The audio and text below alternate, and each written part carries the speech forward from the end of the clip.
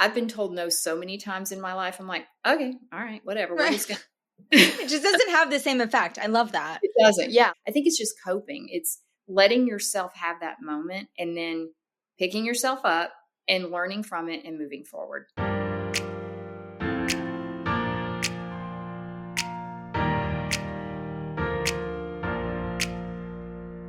Welcome to the She's So Sweet podcast, where we interview accomplished women who have worked their way to the C-suite. I'm your host, Kristi Faltorusso, Chief Customer Officer and award-winning customer success executive. I'm really, really excited to introduce our guest today. I've got Dena Lewis, who is the CEO and founder of Running Mate. Dena, welcome to our show. Thank you. I'm so happy to be here.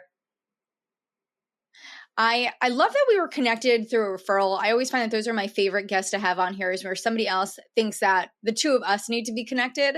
And coming off of our first conversation, I knew immediately that you would be a huge value add to our listeners. And so I'm just so grateful that you're able to give us some of your time to share your story with us. Yeah, no, thank you. I definitely, when we talked, we clearly have a very, very mutual interest of running. So this will be fun. I'm looking forward to it.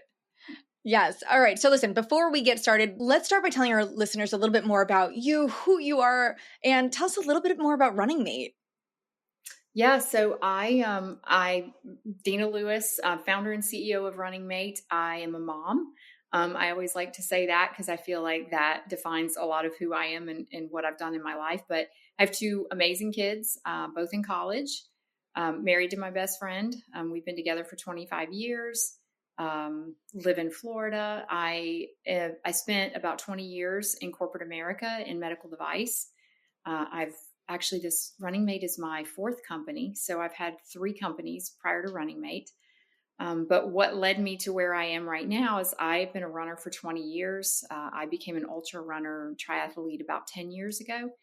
And running is, I don't want to say it definitely doesn't define me, but it is part of who I am. It's part of my identity. So as a runner, like I said, I've been doing ultras now for about 10 years. And through the course of all of this time, I actually have experienced what I think most women have, which is some form of harassment, some form of, catcalling or whatever the case may be. I've been followed more times than I care to think.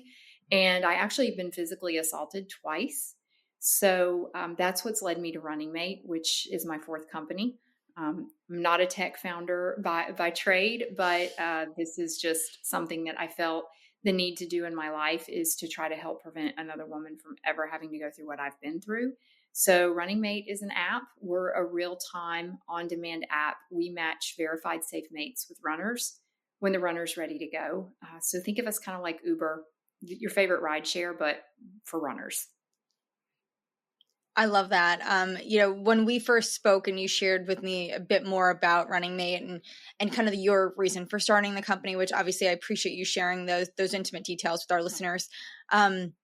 It really made a lot of sense to me. And it's something that, interestingly enough, I take for granted because I have my husband who is a runner and he is a marathon runner. He aspires to be an ultra runner like yourself. But as I do my long runs, I try to make sure that he comes along with me, right? Or I very rarely do them in places that aren't protected by security. And I try to make sure that I'm always in safe spaces. And we try to overthink these things. But I hadn't ever had those experiences to really, truly connect with the fact that that is a reality for so many people. And I remember you sharing some details with me about even running in hotels, right? As so many women who travel for work, it was interesting to hear. I believe you shared with me a statistic about how many of these hotel gyms have no security cameras. They're kind of open 24 hours. They're honestly not safe places because they only have one exit. These are things that I just never thought of. And you're bringing to light so many important points and things that have probably impacted so many women who prioritize their health and fitness, especially running, that, again, a lot of us just hadn't considered before. Yeah, you're lucky. You definitely right. You have your own built-in Running Mate. So good for you. I think that's awesome. And especially because you all have the same, distance interest. And yeah, when I talk to women and even men, that's one of the things I think a lot of people face. And I face it, is there aren't a lot of people who can run the distance I run. So I run on average 10 and 12 miles a day. And I don't say that, to sound like I'm I'm bragging or anything, but like there's not a lot of people that can run that with me. So if I'm No, not training, casually every day. Right. and if I'm training for something, or, I'm traveling for work, those runs still have to happen. Mhm. So not only if I'm training, but also just for my mental health. I mean, honestly, running for me Yeah. is not something I've done my whole life. And when I started running, it was after my kids were born. And, I did it a little bit earlier on, but it really became important to me after they were born. My kids are only 13 months apart. So for me, putting them in a stroller and going for a run really became a form of mental health for me that I needed. Yeah. I needed that time. And even though they were with me, that was kind of my time to be able to regroup, get the endorphins moving. And then I was ready for the rest of the day and whatever it held. So to be able to have somebody that can do that, I kudos. And for everybody out there, that has a buddy, I admire that. I really do. And that was why I created Running Mate, because there's always that need for maybe not having your buddy, and maybe you have them at home, but you don't have them when you travel. And to your Yeah. point of the Yes. hotel gyms are, I'm sure if a lot of your listeners are women and they travel, they're probably right now shaking their head and saying, yeah, hotel gyms are creepy. They are typically in a basement. They are one way in, one way out. Okay, so you need a key card to get in. But I mean, let's face it, how many times have you walked around a hotel and found a key card laying on the floor? So Right. it's just, I almost got to a point where I felt safer running outside by myself than I did in the hotel gym. And then on top of that, as we kind of went out and started building this market and doing our market validation, more and more people that I spoke to, specifically women, they felt the same way, but they also didn't want to run on a treadmill. They would be inside Yeah. all day for meetings. And if you're doing any sort of distance, especially these hotel gym treadmills, now granted, Oh you've my gosh, got they're one of those, horrible. they're horrible, they're old, They're they're so outdated, horrible. they're They're so sore from, hard. yeah, exactly. They're not I'm like, I need state a of the flex stack. art. Yeah, I mean, they're definitely not state of the art. And now wellness hotels, now listen, they're making a big push right now, which is Mhm. great. But no, it leaves a little room to be desired. So, and the stats I shared with you, it's pretty staggering. Adidas did a study. 92% of women are concerned for their safety when they're going on a run or a walk. Yeah. And Runner's World did a study that 60% of women have been harassed. So the numbers are high. They're higher than I ever expected them to be. And these numbers were in 2023. So I'm sure that, they're Yeah. probably even higher today. Well, I mean, I think that they would be higher just because of the way running has kind of taken off as well. Like, I feel like even, living in New York, one of the best ways that, women in their 20s are meeting guys are through running, right? The West Side Highway and all these places, Hudson Yards. So running has, I think, even taken off even more so over the past 20 years.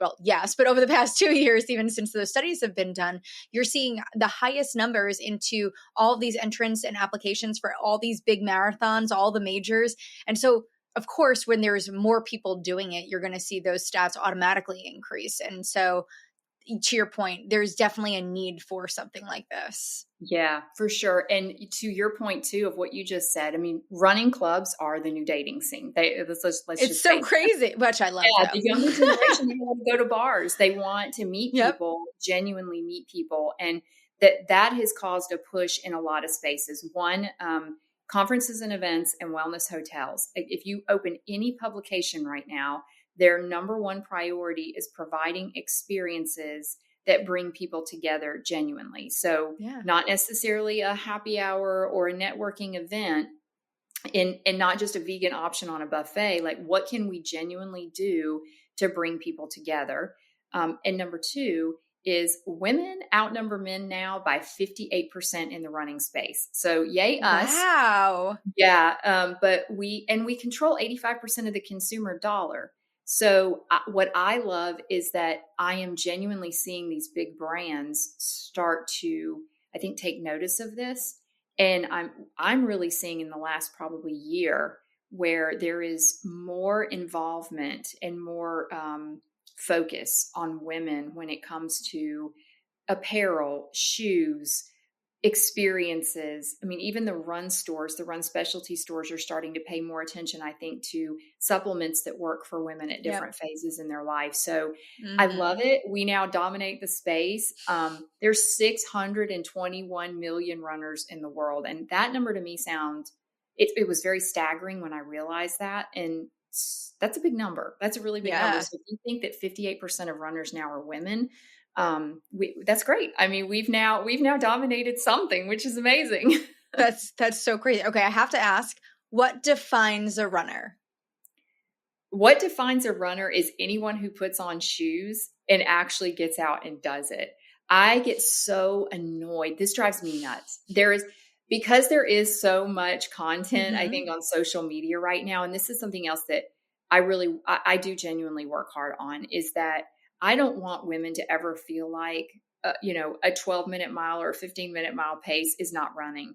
Because if you're moving, you're running. If you're putting one foot in front of the other, you're running. You don't have to be a marathon runner. You don't have to be an ultra marathon runner. It is movement. It is mind, body. And I do get frustrated sometimes when I see some of the content on social media, Mm-hmm. because I think it continues to enforce that stigma.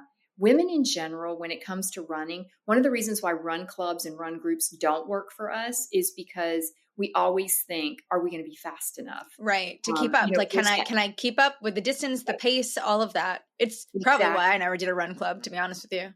Yeah, I mean, there's that stigma, and then, okay, now I've got to be social, and who am I going to be social with? I feel like, and I've experienced that, but there is in general a stigma around women running. We worry about how we look in our clothes when we run. I Yeah. mean, let's just be real.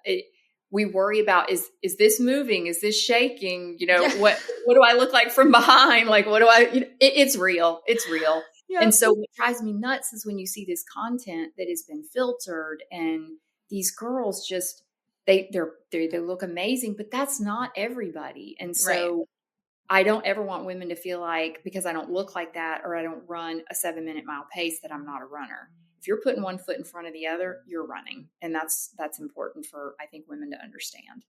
I love that. And that's why I had to ask, is I knew that you would have a beautiful way of articulating that and making it feel more inclusive. So I appreciate it. Well, listen, we can sit here, especially you and I, and just talk about running the entire episode, but I do recognize that my listeners may not all be runners, and want to know more about your career and your journey. So, I'm always going to start with this question because I need to know, when you were young, although you've been a founder now 4 times, I want to know, what did you think you were going to do when you grew up? When you were little, as far back as you can think about, as far back as you can remember, what did little Dena want to be? So there was a lot of things little Dena wanted to be. I always knew I wanted to do something big, like I felt like I was just supposed to do something big. But as I started to I grew up in a family. My father was a CEO of a company. My mom, she was in medicine. So for me, I kind of grew up around a little bit of independence and, I think, overachievers, I guess you could say. But I say that in the sense that I learned, my work ethic, and nothing comes easy in life. I learned that and nothing was ever, like, things weren't always easy, and Yeah. so I learned how they sacrificed to get where they were. But as I started to really think about what I wanted to do, I was a little bit rebellious. Like, I didn't want to do what my parents did. And this is crazy, but I wanted to go into hotel management. I loved to travel. Like, Okay. traveling is my Okay. thing. I loved it. And I always thought the coolest job ever would be to be able to travel and be in a hotel all the time. And so when I was in high school, I was in DECA, and I know we've kind of chatted about the Yes. whole DECA thing, and I didn't really think it was still a thing, but I guess it is. It is And still a thing. it's still a thing. It's crazy. And so I did the DECA, and you have to pick like a career that you want to Yep. focus on. And that was what I wanted to focus on. And so you do all the competitions, and I did, I won like regional and state. Uh-huh. And then I realized I do not want to go into hotel management, but I still kind of like followed that path a little bit. Yeah. And this is where I think disappointment in life teaches us lessons. I applied to Cornell. because I thought if Well, I'm they going to have the best hotel management school exactly. and it's an Yep. Ivy. And so all the things, it's checking your boxes. Yeah. No, I was like, if I'm going to do it, I'm going to do it big, go big or go home. And so I applied, didn't get in. And so I thought, okay, now what do I do? And I will never forget that moment, because that was one of those moments in my life where I'm like, oh, I'm not good enough, or, I didn't work hard enough, or, just all these things of me, and this.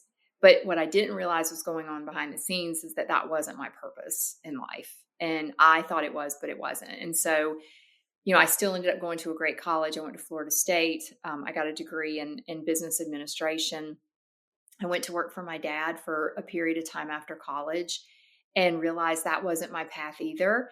And I don't ever recommend anyone ever doing this, but I quit a job without a job. And I had an amazing job. I mean, I got out of college, went to work for my dad's company, was making more money than most college graduates, and I hated it.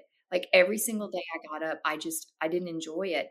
And it also affected my relationship with my dad. And so Mm, I thought, what do I want to do? And I knew I was really good in sales. I knew that I had a degree in business.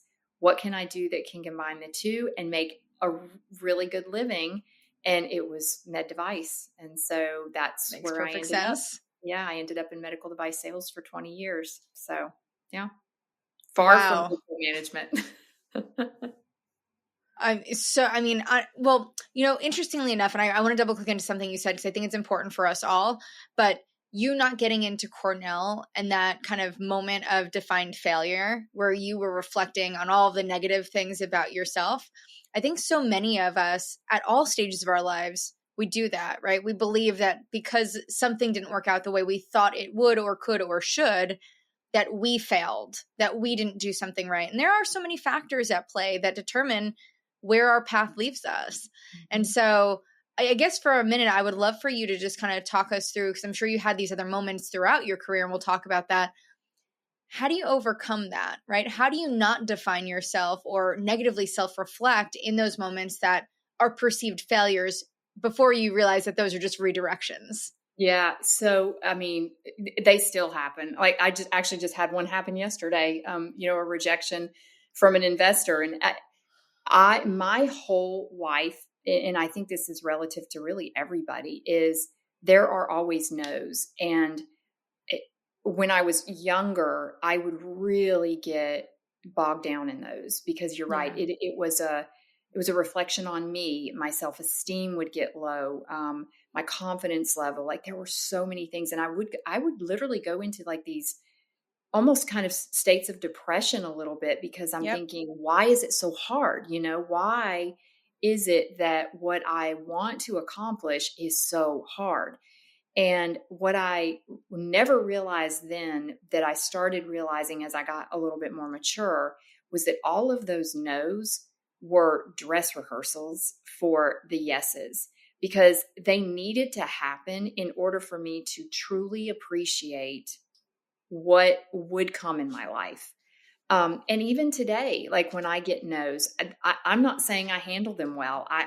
I had a situation in June of a no that it was a big one, and I visibly, like physically, was just very upset about it. And again, it made me realize I have to keep moving forward. So one of the things I really do, and I'm very intentional about, is I let myself derail off the train track for about 10 minutes. So I go down that path. I'm like, okay, this is terrible. My life sucks. I'm never doing this again. I'm quitting. Like I do all the things, I'm going to sell everything I own and, I don't know, live in a van, who knows, whatever. But I let myself derail for about 10 minutes and go through all of it. And then I say, okay, now it's time. I've done it. I felt sorry for myself. I had my pity party. Now I need to regroup. I need to figure out, what did I need to take from that? And how do I do it differently next time?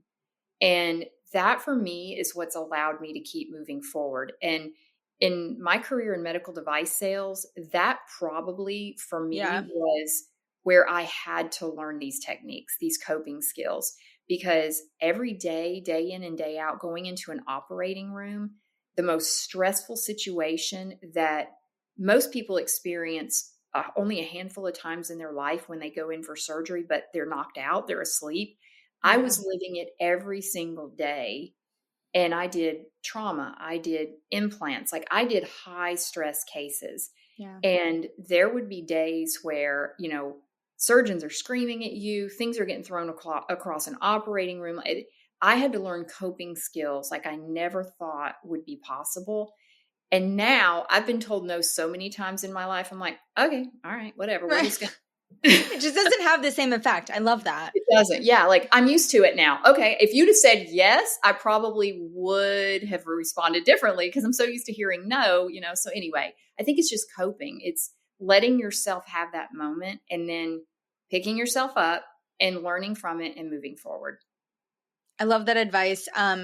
In our house, our rule is within that same calendar day, you're allowed to mope, grieve, be sad, have your pity party, as you put it.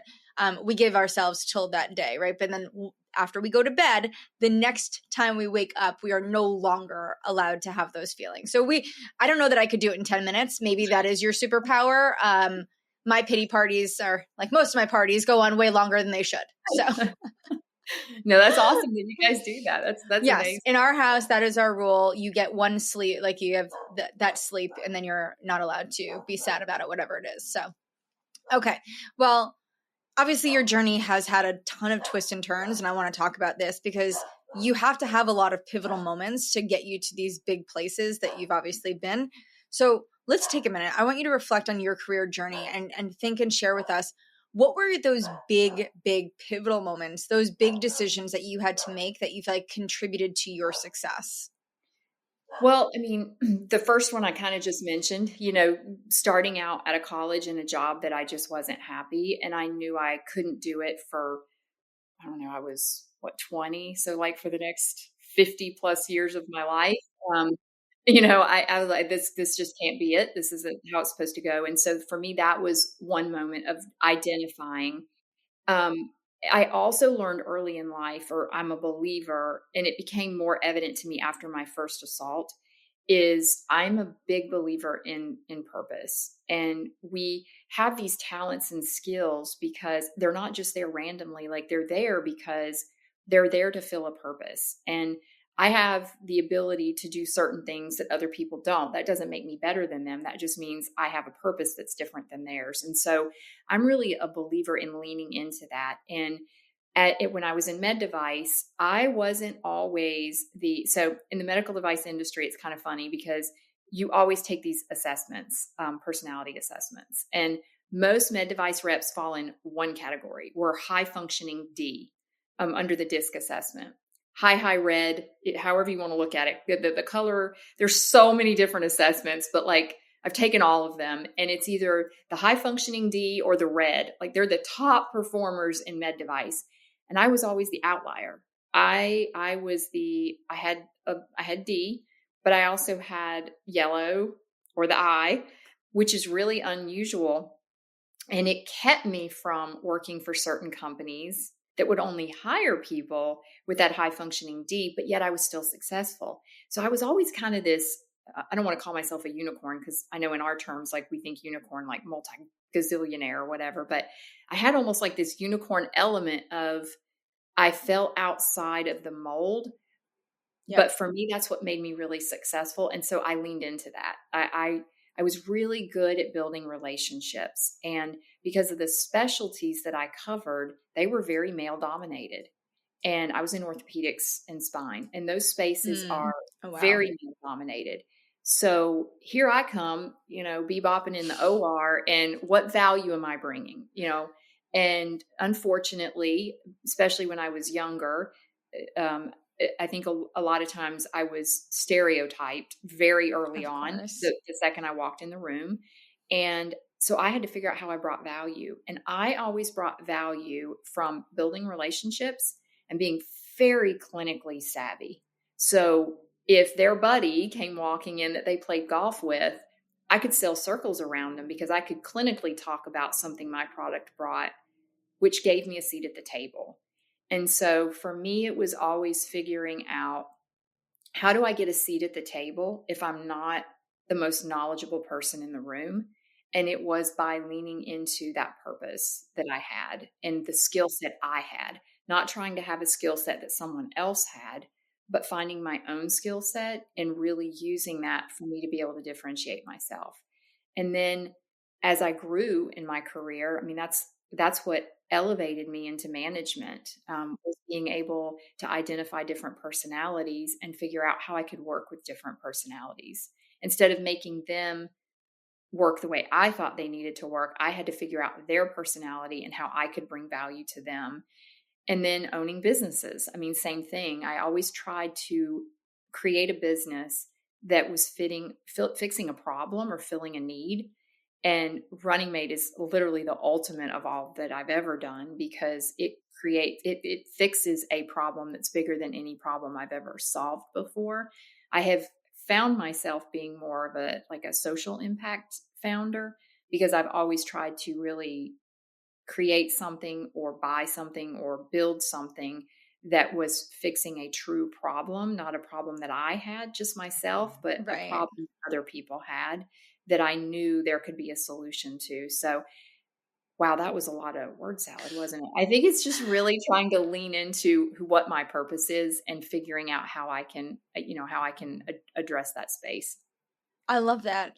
Now let's kind of go through your journey here. So when in your career path did you start your first company? Because I feel like that is a moment in time that we need to talk about. Is like, how did you go from working for other people? And again, I don't know what job you had before you made that switch, but let's talk about that, because I think at any point in time, jumping into entrepreneurship or solopreneurship is a huge moment. So walk us through that. Yeah, so I just realized I didn't even answer your question. That's okay. We go on this journey of conversation. It doesn't matter. There's wealth in everything you're sharing. Yeah, no, I realized that. So my first company, so I took 10 years off. I stepped out of med device for 10 years to stay home with my kids. I love that. And that is its own journey, because not a lot of people can get back in the industry after doing that. Correct. And I didn't honestly think I ever could, but I did. So I took 10 years off. So that was when I had my first business. And it was a brick and mortar store. It was a children's store. And it was a pivotal moment for me, because now we went from having two incomes to one income. And I mean, two really good incomes. My husband was also in the same industry. So we had two very good incomes. And when we made the decision for me to stay home, he'll probably kill me for saying this, but I also made more money than him at the time. He was still fairly new in the industry and I was making more money, but I'll never forget it. We just built our dream home, and we found out that I was pregnant with our second child, which was not a plan. And we were in our bathroom. I was sitting on the side of the tub and he was getting ready for work. And we looked at each other and we just, both of us unanimously was like, what are we doing? We're going to have a second child and we're going to have someone take care of both of our kids. Why are we doing this? Like, why are we having a family when it was important to us to have a family, to leave something behind and bring value to the world? So we just made the decision right then and there. One of the two of us was staying home, and we both knew it couldn't be him. He is okay. You're gonna have to give me some. I need context on this, because I think. Well, I definitely had some women on here as guests who we did see the role reversal where the husband stepped out of their career to raise the kids, which I love that story. So in that moment, why do you think that you were the better option? Because my husband, I think, would definitely be the better option to raise our kids than me, 100% always. Well, it's funny because we knew each other so well that instantly we both at the same time, when we said, who should it be? He literally pointed at me and I said, me. Like, we both knew. Okay, there was no rock, paper, scissors here. Yeah. We knew our lanes. Honestly, my husband is one of those high functioning D.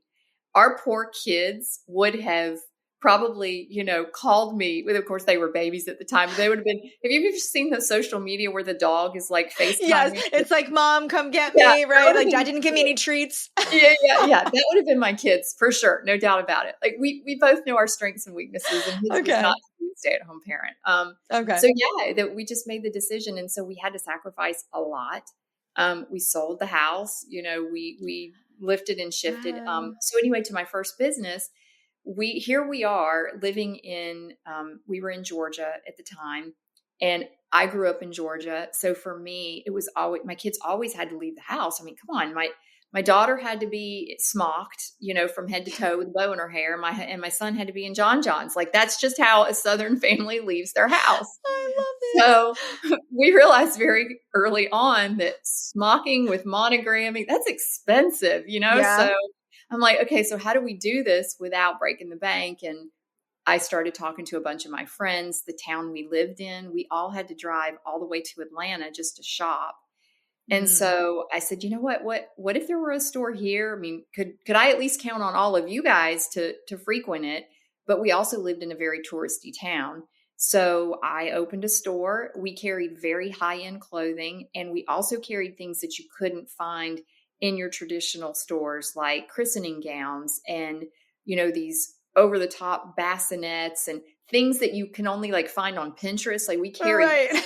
yeah. So we did really well, and it was great. And my kids were always dressed to the nines, but honestly, I did it because I could buy the clothes wholesale and sell them retail. And it was a win-win for me, for my family, for my friends. And then, we were giving back to the community. So that was my first pivotal moment of realizing I can create a business that actually is bringing value, but we could also benefit from. And so my next two businesses were exactly the same way, trying to figure out how to be a functional family and still be able to do the things that, at one point we were used to doing. So we saw the transition of brick and mortar moving to online. So we opened an online store, which was not children's, it was home decor.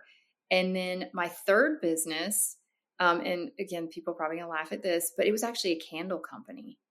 And that was because in my home, so when you come into my house, there's always a candle burning. Same. And I didn't realize we were burning paraffin, and I didn't realize the air quality in my house until we were all consistently always sick. And my kids had allergies. And anyway, I had someone come in, test the air quality. And I realized one of the big contributors was my candles. And I was like, okay, well, we're not getting rid of it. So how do we fix it? But I didn't just say, oh, let me build a candle company. I genuinely went out and tried to find soy or coconut that could throw good hot and cold throw scent. And none of them could. They were pretty. They smelled good when I bought them in the store. I got them home. They burned funny. They didn't smell anymore. And then I ended up throwing them away before they were even, fully interesting. burned. So I took my, med device background and said, well, then let me just make my own. Again, I'm staying home. In case you haven't noticed, like I tend to not be able to sit still for a long time. So, and so I ended up creating my own candles. And my friends would come over and they're like, oh my God, we love these. Can we get some? And next thing I know, I'm private labeling candles for boutiques. We lived in Texas at the time. And one thing led to another. And we were whole on manufacturing, wholesale to retail. We never had a storefront. We just wholesale to retail. And we did a ton of private label for different boutiques and stores, online, in person. We sold all over the US. And so that was my third business before Running Mate. So I've done it all. I love this. I definitely would have shopped at all of your stores, just so we're clear. I don't live in the South, but we loved a good little outfit for my daughter. We like dressing her up was like literally like treating her like a doll. So I would have embraced all of your items. Yeah. Okay. Now it brings us to Running Mate. I know that you started to tell us a little bit about your purpose and the kind of why behind this.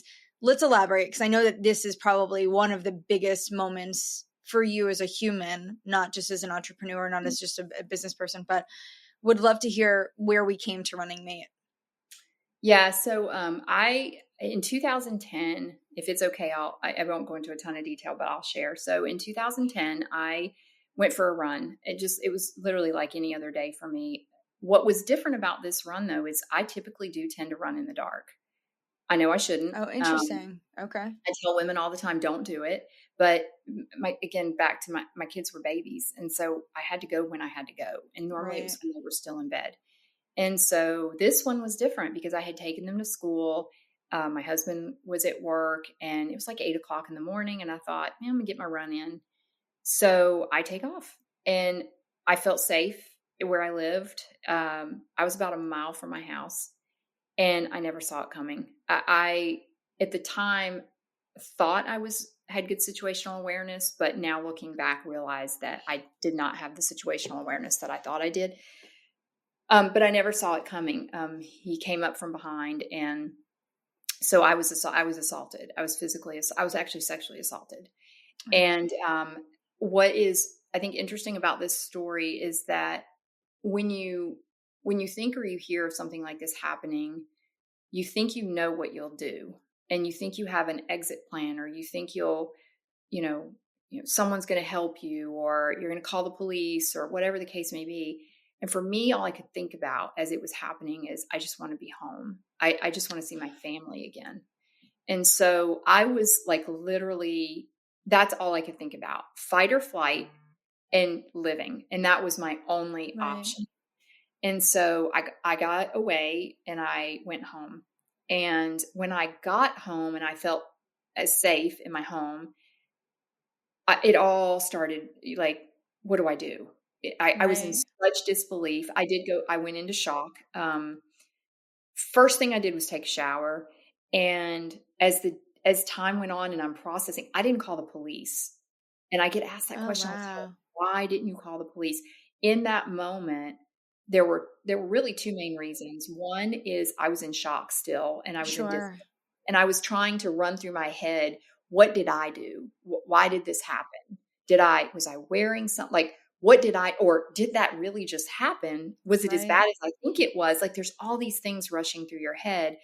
And then the second thing was I started realizing that there were already marks on parts of my body. And the first thing that came to my mind is, if I call the police, am I going to have to go to the hospital? Like, are they Yep. going to take pictures? And that was just, nope, Oh, no, wow. not an option for me. So I put clothes on, I went about my day, and I acted like it didn't happen.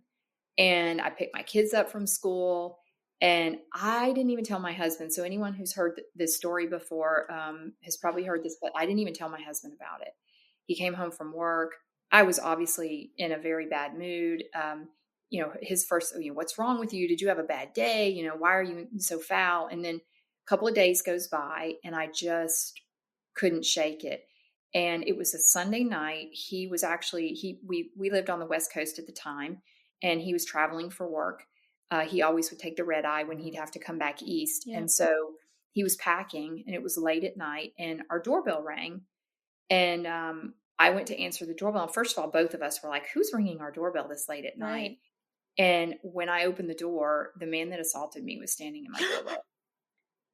And so I lost it. So we lived in a reverse, like in California, I think it's pretty like Oh, my God. the kitchen and living are up, and especially the closer to the beach communities you are. And my kids' bedrooms were downstairs. Our front door was downstairs, and my husband was upstairs. And so I screamed. This guy takes off. My husband comes downstairs. He's like, what in the world? And so that's when I told him. I told him what had happened. We called the police. Obviously, we closed the door. We called the police. The police show up. They actually found him hiding in our backyard. And he was mentally not all together. They took him in. They arrested him. They took him in. So because I never filed a police report, they could only arrest him for trespassing. Oh, my And goodness. so he was released from jail about 3 days later, and I didn't know. So I became like this. So there is actually a statistic: 21% of women will stop an activity due to a traumatic event, and I became part of that statistic. But I took it to a whole nother level. Like I wouldn't get in my car and open the garage door until everyone was in the car, everyone's strapped in, doors are locked, and then I would open the garage door. And Right. I lived that way for a very long time. And then, fast forward, I got help. I had to, because I was projecting a lot of the trauma. And so I got help, got better, moved on. Life was good. We moved, not for that reason, but we moved. I got back into running. Never felt stronger, never felt more empowered, never loved running more, because all of a sudden there was like something I had back again. And it happened again. And so the second attack on me was not as traumatic as the first, but it was still pretty significant. And so I just got really angry this time, because I'm like, why is this happening? What am I doing? Like, why does this keep happening? So this forced me to really dig deep and start realizing that there were behaviors. So I never, ever, ever want women to think they do anything wrong. And that's not what we talk about at Running Mate. It is about, what could I do different that might keep me from looking like I could be a target. And so some of those things are confidence. Some of those things are eye contact, So as all of this was happening, I was really starting to see that there was a purpose for these two assaults in my life. This was not just for me to keep to myself. Like, I had to make sure that nobody else ever experienced this. And if they did, they knew there was a support system, or there were alternatives. And so I started looking around. I'm like, I was doing everything right according to society standards. My husband knew where I was. I shared my location. I carried pepper spray, didn't even use it on either assault because I couldn't get to it, because I wasn't carrying it properly. I Interesting. was running in a crowded area. It wasn't dark. Like, I was doing all those things, realizing they were all reactive and there wasn't really anything proactive. And so that's kind of where I started thinking about, what do I need to do? And the long version of this, I apologize, is that I was in a hotel room traveling for work at 4 a.m., putting on my tennis shoes one morning, and thought, I would literally pay someone to run with me right now, because I don't want to be out there by myself. And that's where Running Mate was born. I realized, how do I do this? Runners love to get paid. I want someone with me, but I want them to run at my pace, my distance. I just want them to run with me. I don't want a best friend. I don't need a new buddy. I just need someone to run with me. And I started exploring, how do I create that? What do I do with that? What is it? And then the idea really came to fruition when I was in an Uber and I'm riding in a ride share. And I'm like, wait a minute, if I can hop in a car with somebody and pay them to drive me somewhere, why can't I pay somebody to run with me where I am? They come to me, they run with me, and they get paid. And so that really is the whole concept, and the whole idea of Running Mate is, a mate comes to you, they get paid, they run on your terms. We even have a toggle on the platform of whether or not you want to talk to them. Yeah. They're literally nothing more than just a body to keep you safe, and they run at your pace and your distance. But if you want someone to take you sightseeing while you're in a city you don't know, you have that option on the platform as well. So, yeah.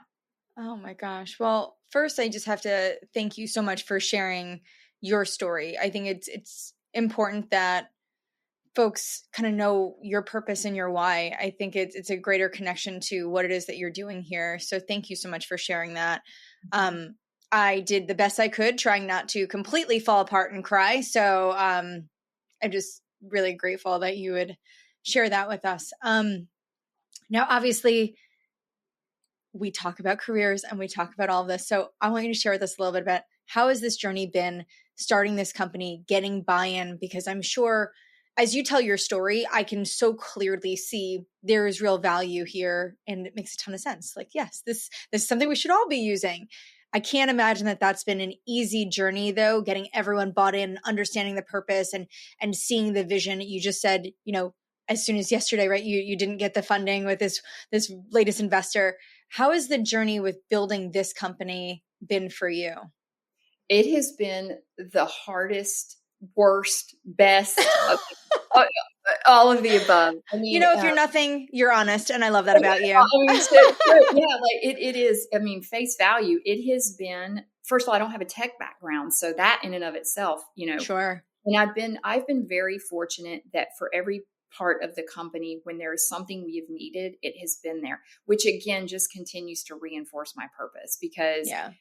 it is hard. Like there's no doubt about it. When the fun's over, that's when you really get to work. And so the journey has been fun. We've had amazing ups. Like we get very few no's, because in general people understand we will always be rooted in safety. That is the core of Running Mate, to the heart of who we are. We will always be rooted in safety. However, we are, we pivot a little bit here and there because our users aren't always going to be rooted in safety. I mean, for example, we've had two of the cutest little couples come out of Running Mate because they used our platform, not necessarily because they didn't feel safe, but one of them was new to a city and didn't know where to run, didn't really want to do the run club thing, and used Running Mate. And then, they connected. I mean, let's face it, we do the hard work. We do the background checks. So that's another thing about Yep. our company. Everybody on our platform has to be background checked. And it's a deep dive. It's not just a biometric face driver's license verification. We go deeper than that.